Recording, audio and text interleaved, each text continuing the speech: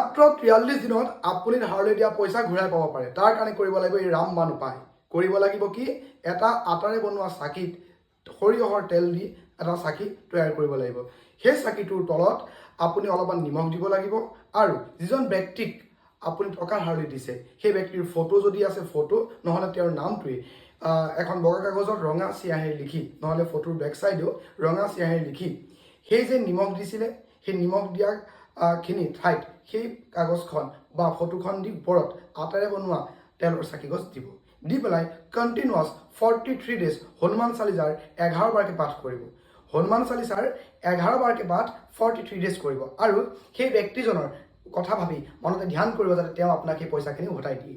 আৰু এই 43 ডেজৰ ভিতৰতে আপুনি হনুমান মন্দিৰত গৈ এটা গদা, যিকোনো প্লাষ্টিকৰ হ'ব পাৰে, লোহাৰ হ'ব পাৰে, যিকোনো এটা গদা হনুমান মন্দিৰত দি আহিব আৰু হনুমানজীক প্ৰাৰ্থনা কৰিব যাতে তেওঁক সেই গদাটোৱে ৰিমাইণ্ড কৰি থাকে